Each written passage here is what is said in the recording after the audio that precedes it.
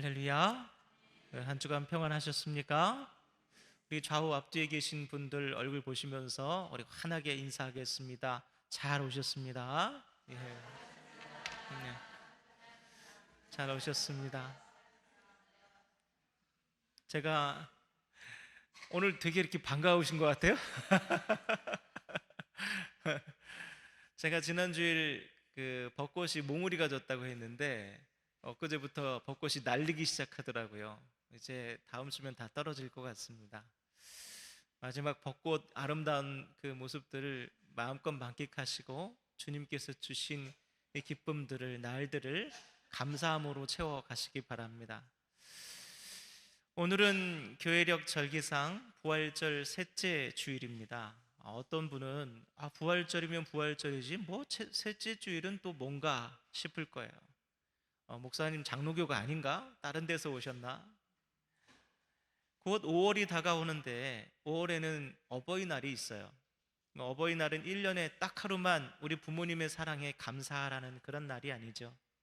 언제나 감사해야 되지만 그날만큼은 좀 더 의미를 담아서 기념하자는 게 바로 어버이날입니다. 특별히 그리스도인에게 부활절은 성탄절과 함께 신앙에 있어서 가장 의미 있는 사건을 기념하는 축일입니다. 주님의 부활은 예수님을 믿는 우리 모든 성도들의 결국이 이전에는 죽음에서 이제는 영생으로 전환된 가장 극적이고 감격적인 그런 사건을 기념하는 겁니다. 그래서 과거 초대교회는 이 놀라운 부활과 부활의 기쁨과 감격을 부활주일이라는 단 한 주간에만 담지 않았습니다. 당시 초대교회의 부활의 기쁨과 찬송은 부활주일 아침부터 시작해서 오순절 성령 강림 주일까지 50일간 계속됐습니다. 예배학자 토마스 탈리라는 분이 초대교회는 이미 2세기부터 이러한 50일간의 부활절 축제를 계속 이어왔다, 그렇게 증거하고 있습니다.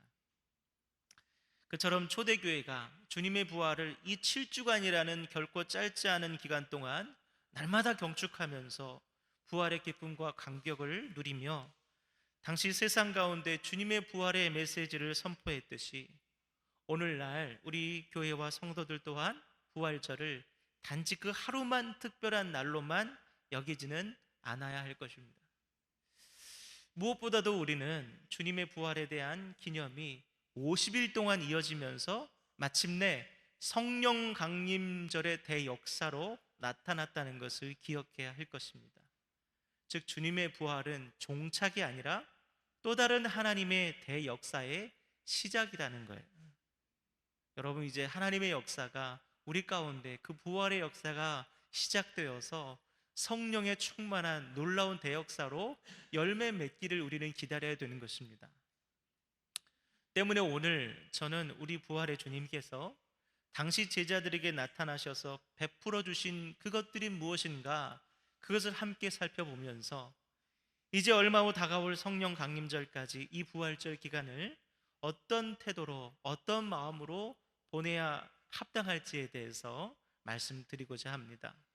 이 말씀이 선포되는 가운데 성령 하나님께서 여러분 각자에게 역사하셔서 우리에게 주시는 하나님의 음성을 깨닫게 되기를 간절히 소망합니다. 첫 번째로 부활의 주님께서는 우리에게 평강을 주십니다. 우리 36절에서 38절 말씀을 다 같이 읽겠습니다. 읽습니다. 이 말을 할 때에 예수께서 친히 그들 가운데 서서 이르시되 너희에게 평강이 있을지어다 하시니 그들이 놀라고 무서워하여 그 보는 것을 영으로 생각하는지라. 예수께서 이르시되 어찌하여 두려워하며 어찌하여 마음에 의심이 일어나느냐. 아멘.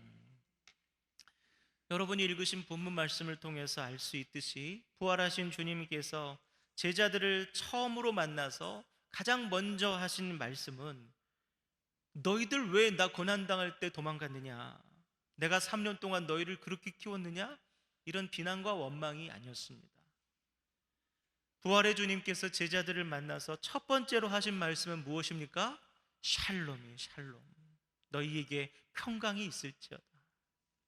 즉 축복이었고 블레싱이었다는 거예요.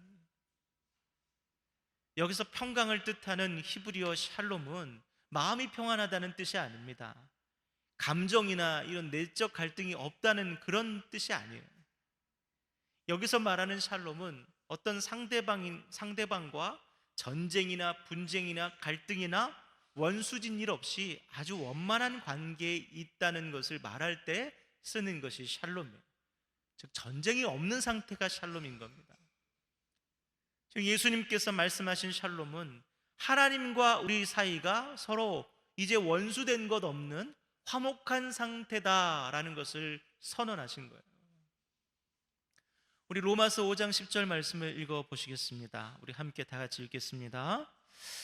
곧 우리가 원수 되었을 때에 그의 아들의 죽으심으로 말미암아 하나님과 화목하게 되었은즉 화목하게 된 자로서는 더욱 그의 살아나심으로 말미암아 구원을 받을 것이니라.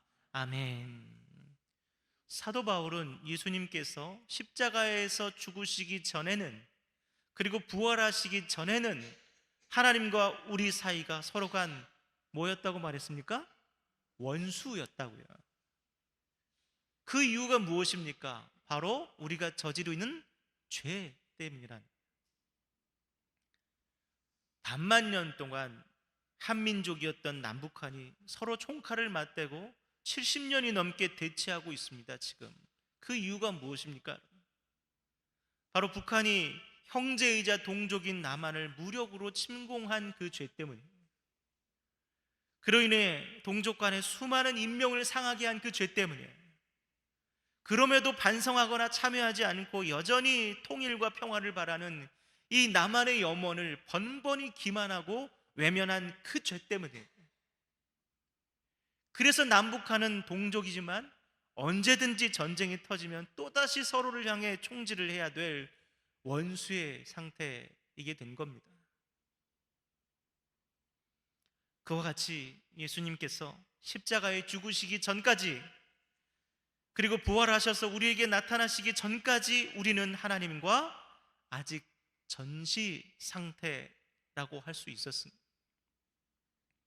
창조주 하나님과 원수가 된다는 것, 전능하신 하나님, 만군의 여호와 하나님과 전쟁을 해야 된다는 것, 여러분 생각해 보십시오. 그 결과가 어떨지 보지 않아도 우리의 패배이고 괴멸입니다. 그 어떤 소망도 없습니다. 그런데 사도 바울은 말씀하기를 예수님께서 죽으심으로 우리는 하나님과 화목하게 되었다. 또 예수님께서 살으심으로 우리는 하나님으로부터 저주가 아니라 구원을 받게 되었다, 이렇게 말하고 있는 것입니다. 이게 바로 샬롬이라는 거예요. 샬롬, 너희들은 이제 하나님과 원수가 아니라 하나님과 친인이다. 사랑하는 성도 여러분, 예수님께서 부활하셔서 제자들을 다시 만난 첫 일성은 샬롬이었습니다. 샬롬. 그 말은 얘들아 너희들 이제 살았다 라는 그 말이에요. 더 이상 아무 걱정하지 않아도 된다. 하나님이 이제 너희를 심판하시고 벌 주시고 저주하시는 분이 아니라 생명을 주시고 은혜를 베푸시고 복을 주시는 분이 됐다, 이 말입니다. 성도 여러분, 이것이 바로 부활의 주님이 제자들과 또한 우리에게 주신 것, 즉 샬롬인 것입니다. 우리 좌우 앞뒤를 보시면서 그렇게 한번 인사할까요? 샬롬, 샬롬. 예. 여러분, 샬롬의 은혜를 받으셨다는 것을 기억하십시오. 오늘 이 샬롬을 온전히 누리시는 부활 성도 되시기를 주님의 이름으로 축원합니다. 아멘. 둘째로 부활의 주님께서 우리에게 주신 것은 바로 찾아오심의 약속입니다. 우리 39절에서 43절의 말씀을 다 같이 읽겠습니다. 39절에서 43절입니다. 내 손과 발을 보고 나인 줄 알라. 또 나를 만져보라. 영은 살과 뼈가 없으되 너희 보는 바와 같이 나는 있느니라. 이 말씀을 하시고 손과 발을 보이시나 그들이 너무 기쁨으로 아직도 믿지 못하고 놀랍게 여길 때 이르시되 여기 무슨 먹을 것이 있느냐 하시니 이에 구운 생선 한 토막을 드리니 받으사 그 앞에서 잡수시더라. 아멘. 부활하신 주님께서는 가장 먼저 제자들을 찾아 달려오셨습니다. 뭐가 이쁘다고요? 자기를 버리고 달아난 그 제자들이 뭐가 이쁘다고 찾아오셨을까? 성경 곳곳에서 하나님을 우리를 찾아오시는 분으로 증거하고 있습니다.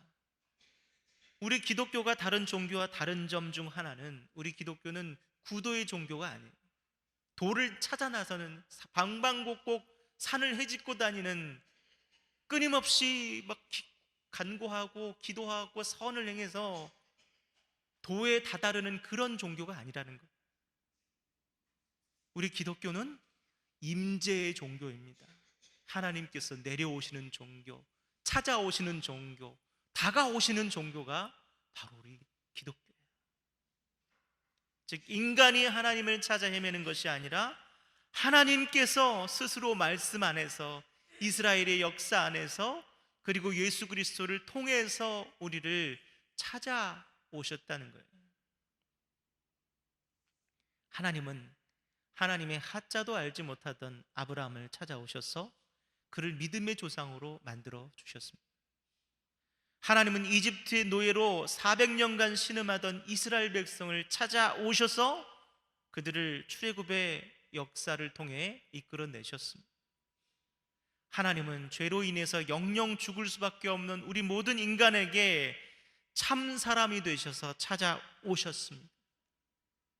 인간의 모든 죄를 짊어지시고 십자가에서 죽으셨습니다. 그리고 3일 후에 부활하셔서 또다시 제자들에게, 또 우리들에게 샬롬으로 찾아오셨습니다. 부활하신 주님은 시리에 빠져서 옛삶으로 다시 돌아가고자 하던 제자들을 한 사람 한 사람 친히 만나 주셨습니다. 주님의 순환과 부활의 의미를 깨닫지도 믿지도 못한 제자들, 십자가 순환 앞에서 주님을 부인하고 주님 버리고 도망간 그 제자들,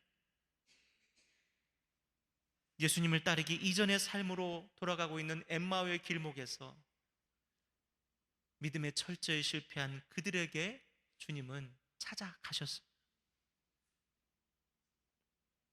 성도 여러분, 당시 주님의 제자들만 실패합니까? 우리도 인생의 순간 믿음에서 끊임없이 실패하고, 사랑에서 실패하고, 충성에서 실패할 때가 얼마나 많이 있습니까? 이 한 주간 다짐하고 성전 밖으로 나가지만 우리는 또 넘어질 겁니다. 또 실패할 겁니다. 내 인생이 내가 바랬던 대로 되지 않을 때, 사랑하는 가족과 친지들과 교우들에게 큰 시련과 상처가 생길 때, 고독과 외로움 속에서 변하지 않는 내 성품과 죄의 습관들 속에서 우리는 수많은 실패를 경험하게 됩니다. 그러나 그러한 우리를 주님께서는 아우 이제 너 지겹다 라고 말씀하지 않으시고, 버리지 않고 언제나 다시금 새롭게 찾아오시는 것처럼 우리를 찾아오신다는, 여러분 이사야 말씀을 기억하시길 바랍니다. 말씀, 이사야 49장 15절 말씀을 다 같이 함께 읽겠습니다. 여인이 어찌 그 젖 먹는 자식을 잊겠으며 자기 태에서 난 아들을 긍휼히 여기지 않겠느냐. 그들은 혹시 잊을지라도 나는 너를 잊지 아니할 것이라. 아멘. 그들은 혹시 잊을지라도 나는 너를 잊지 아니할 것이라. 가이드 포스트라는 잡지에 실린 이야기입니다. 한 자매가 있었는데 어릴 때는 교회도 곧잘 나가고 착실하게 살았다고 합니다. 그런데 중간에 하나님을 등지고 신앙을 떠나게 됐습니다. 이 자매의 삶은 점점 흐트러지고 흔들리기 시작했습니다. 결혼을 했지만, 아이를 낳았지만 이혼하게 됐고, 집에서 쫓겨나 삶이 계속해서 추락했습니다. 해서는 안 될 일들을 해가면서 자신의 인생을 망가뜨렸습니다. 결국 에이즈에 걸리는 지경까지 이르렀습니다. 그때 한 목사님이 그녀를 방문해서 복음을 전했습니다. 그러나 그녀는 냉담한 태도로 이렇게 말했습니다. 목사님, 저는 이미 버림받은 영혼입니다. 나 자신뿐만 아니라 내 주변의 사람들의 행복까지 망쳐놓은 그런 여자입니다. 고통스럽지만 나는 그냥 지옥에 갈 수밖에 없습니다. 나 같은 인간은 더 이상 희망이 없습니다. 이 말을 듣고 있던 목사님이 그녀 옆에 있는 옷장 위에 아주 귀엽게 웃고 있는 여자아이 사진이 붙어 있는 것을 발견했습니다. 목사님이 물었습니다. 저 아이는 누구인가요? 그러자 그녀의 얼굴이 환히 밝아지면서 말했습니다. 저 아이는 제 딸입니다. 제 삶에서 가장 소중한 보물이에요. 이어서 목사님이 물었습니다. 자매님, 만약 저 아이가 어려움에 빠진다면 당신은 도와줄 용의가 있습니까? 실수하고 못난 짓 하고 그래서 큰 질병에 걸린다면 용서하고 사랑으로 안아줄 수 있겠습니까? 물론이지요. 어떤 상황에 부딪힐지라도 저는 이 아이를 놓지 않을 겁니다. 저 아이는 하나밖에 없는 사랑하는 제 딸이니까요. 그런데 그건 왜 물으시죠? 목사님이 대답했습니다. 왜냐하면 하나님의 옷장 위에도 당신의 사진이 붙어 있기 때문입니다. 하나님은 당신을 절대로 놓치지 않을 것입니다. 당신은 이 세상에 하나밖에 없는 하나님의 사랑하는 딸이니까요. 이 말 끝에 그녀는 다시 하나님께로 돌아와 새로운 삶을 시작했다고 합니다. 우리가 아무리 믿음에서 떠나고 주님을 사랑하는 것에서 실패할지라도 하나님은 우리를 포기하지 않으시고 다시 찾아오시는 분임을 여러분 잊지 마시기 바랍니다. 이제 마지막으로 부활의 주님께서는 우리를 증인의 삶 가운데로 파송하십니다. 우리 말씀 45절에서 48절 말씀을 읽겠습니다. 함께 읽습니다.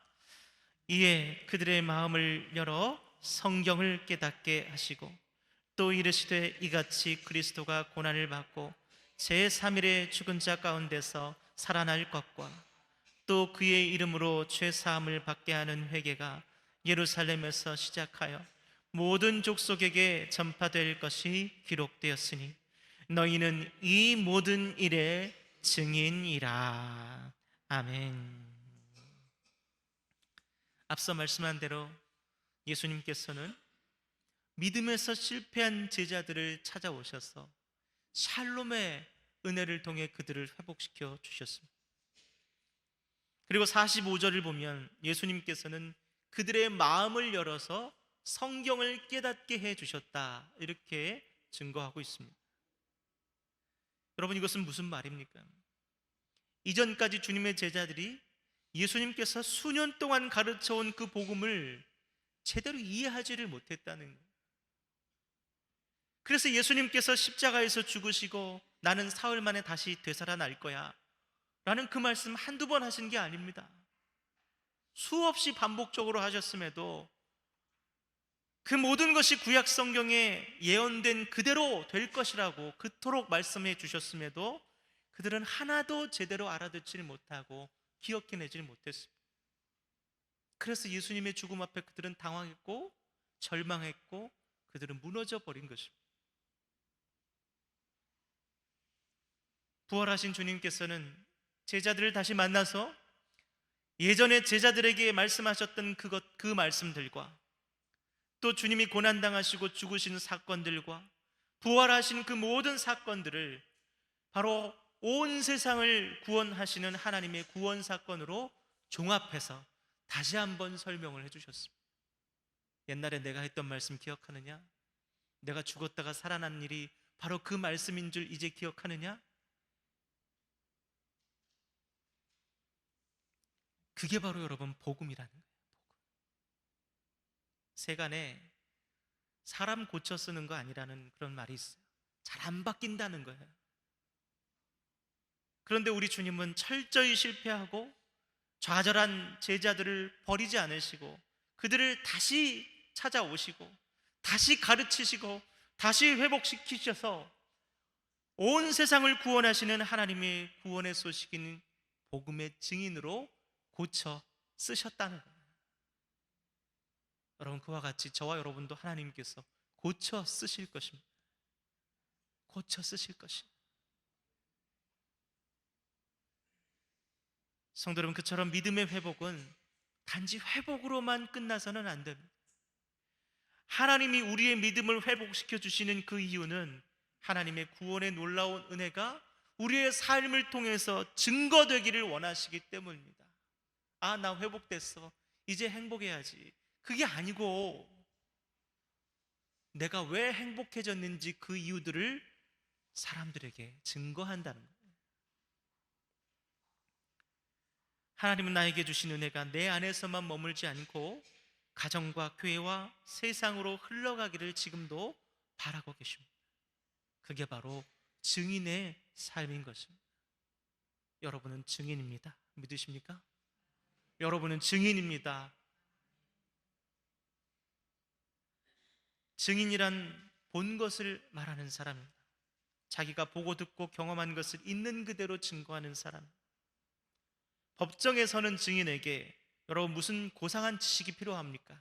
있는 그대로 말하면 되는 거예요.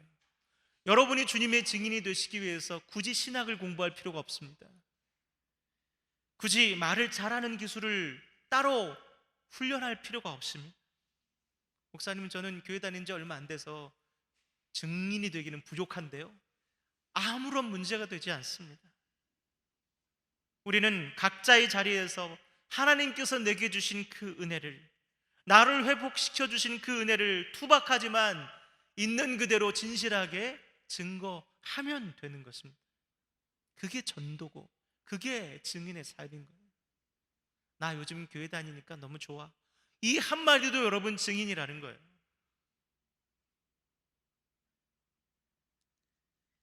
부활의 주님이 내 안에 살아계시고 나를 만나주신 그 은혜를 다른 사람들과 함께 나눌 때 우리는 부활의 증인으로 살아가게 되는 것입니다.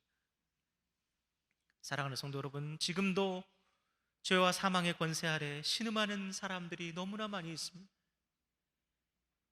그 죄와 사망의 권세 때문에 이 창조 세계는 기후재앙으로 몸살을 앓고 있습니다.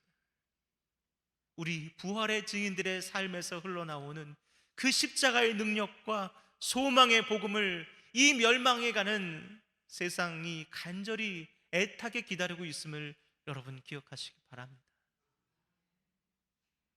온갖 죄와 다양한 중독들로 인해서 몸부림치고 있는 사람들, 사회적, 경제적 희망과 기회를 박탈당한 우리 젊은이들, 사랑하는 자식의 죽음의 원인을 10년째 알지 못한 채 원통해하는 부모들, 사회적 참사의 희생자들, 보호받지 못하는 노동자들, 전쟁과 독재와 기후재앙으로 고통 중에 있는 온 나라, 온 민족들, 그들이 다 부활의 증인인 우리의 복음을 기다리고 있다는 거예요. 오직 우리가 전하는 예수 그리스도의 그 복음의 능력만이 그들을 위로하고 회복시키고 구원에 이르게 할 수 있음을 여러분 기억하시고, 오늘도 주님 부활의 산 증인으로서 파송된 모든 삶의 자리에서 참 증인이 되시는 저와 여러분 다 되기를 주님의 이름으로 간절히 축원합니다. 말씀을 마무리하겠습니다. 스칸디나비아에 페드로라는 한 어부가 있었습니다. 어느 날 그는 사랑하는 아들과 함께 고기잡이에 나섰는데 그날따라 전혀 예상치 못했던 폭풍이 몰아쳤습니다. 페드로의 어선은 나뭇잎처럼 표류했습니다.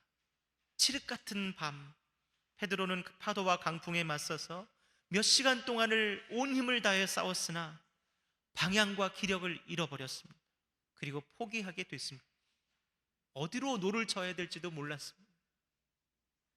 바로 그때 먼 곳에서 강렬한 불기둥이 치솟아 올랐습니다. 불기둥은 곧 육지가 있음을 알려주는 신호였기 때문에 이 페드로는 아들과 함께 사력을 다해서 불기둥이 있는 곳으로 노를 저어갔습니다. 그렇게 사투를 벌여서 결국 육지에 닿아서 그 불기둥으로 도착하고 보니 놀랍게도 그 불기둥이 있는 곳은 자신의 집이었습니다. 아내가 남편을 맞으러 나와 통곡했습니다. 여보, 제 실수로 우리 집에 불이 나서 세간을 몽땅 태웠어요. 이를 어떻게 하면 좋죠? 알고 보니 어둠 가운데 치솟았던 등불이 불기둥이 페드로의 집에서 피어오른 것이었던 거예요. 그는 아내를 껴안으며 밝은 표정으로 말했습니다. 여보, 고맙소. 당신의 실수로 불이 난 것이 나와 아들의 목숨을 구했어. 불기둥이 없었으면 우린 모두 죽었을 거예요. 잘했어. 사랑하는 성도 여러분, 그처럼 부활의 주님은 폭풍이 몰아치는 어두운 바다 위를 표류하는 모든 인생들을 밝히시고 살리시는 생명의 불기둥이 됨을 기억하시기 바랍니다. 더불어 저와 여러분은 그 부활의 주님을 먼저 만나 회복함을 얻었고 복음을 깨달았으며 복음의 증인으로서 이 세상 가운데 파송되었음을 여러분 명심하시고 오늘도 주님 부활의 참된 증인의 삶을 받들며 살아가시기를 다시 한번 주님의 이름으로 축원합니다. 아멘. 기도하겠습니다. 부활의 주님, 주님의 부활을 이해하지 못하고 그 약속을 깨닫지 못하고 좌절과 시리에 빠진 제자들을 찾아오셔서 샬롬을 선언하여 주시고 부활의 증인으로 새롭게 고쳐 사용하여 주신 은혜를 말씀을 통해서 깨닫습니다. 우리를 절대로 버리지 않으시고 반드시 찾아오시며 우리를 새롭게 하시는 그 하나님의 은혜를 다시 한번 마음속에 갈무리한 채 복음의 증인으로서 주님의 그 놀라운 사랑의 증인으로서 살아가기를 다짐하오니 주님 부활의 증인으로 온전히 이 세상 가운데 주님의 진리 되심을 선포하는 저희들의 모든 삶이 될 수 있도록 인도하여 주시옵소서. 예수님의 이름으로 기도드립니다. 아멘.